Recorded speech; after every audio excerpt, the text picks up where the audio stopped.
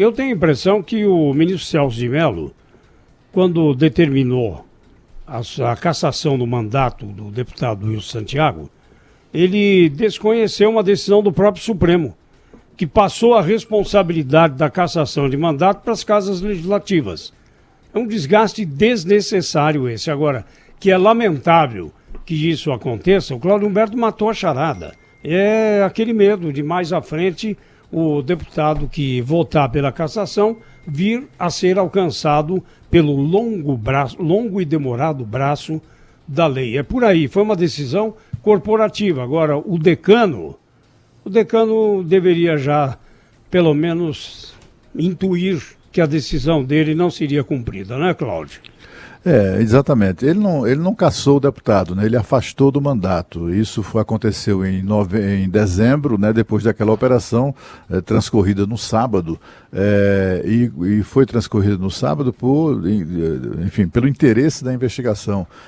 Estava em curso um processo de roubo do dinheiro público. É dinheiro que as pessoas falam de dinheiro desviado, é dinheiro roubado mesmo, né? Da construção de uma adutora importante no sertão da Paraíba, chamada adutora Capivara.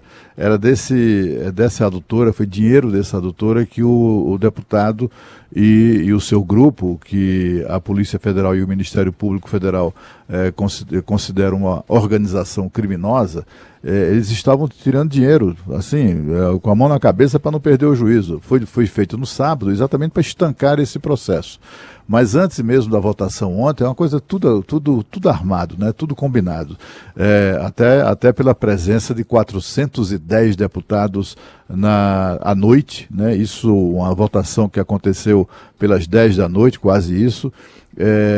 410 deputados, isso só acontece quando o presidente da Câmara se empenha nisso, né? Foi exatamente o que aconteceu. Antes mesmo da votação, o Rodrigo Maia já defendia a decisão que era iminente, né? Ele disse que o Supremo tinha tomado essa decisão, mas autorizou a busca e a apreensão num sábado, que não é o melhor dia para uma busca e apreensão. Quer dizer, é como se houvesse um dia adequado, né, na cabeça do presidente da Câmara para se investigar deputado ladrão.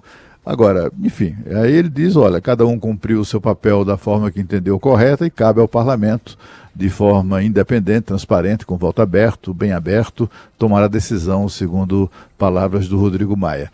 Essa decisão, o Zé Paulo lembra muito bem, porque foi o próprio Supremo Tribunal Federal que criou em 2017 essa regra absolutamente absurda que autoriza o Poder Legislativo a não obedecer às decisões da Justiça, o que é inaceitável, criando aquela classe de brasileiros que são mais iguais do que os outros, né, Zé?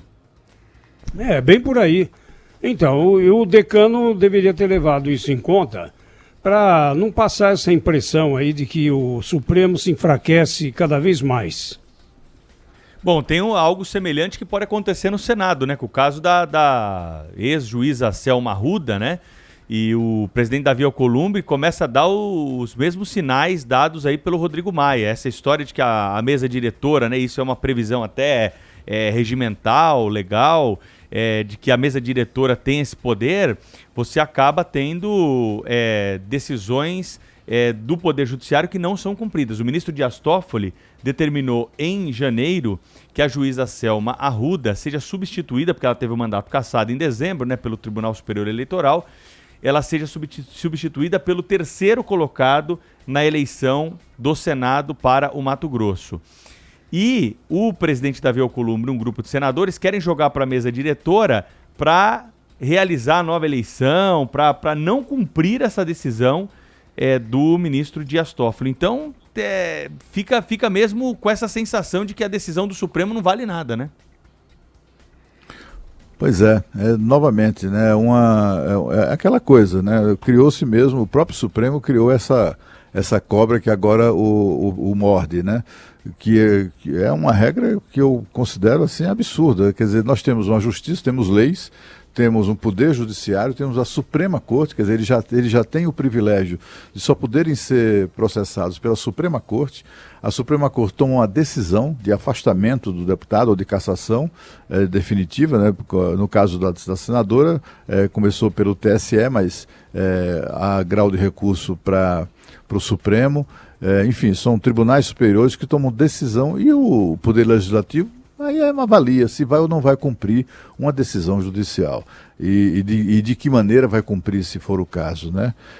Ou o Supremo, quer dizer, o Supremo, do jeito que anda mudando de ideia, é capaz de, em algum momento, eles perceberem o erro que cometeram e alterar essa regra. Mas aí, será que o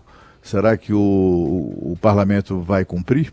Afinal de contas, se estabeleceu essa coisa aqui no Brasil, né?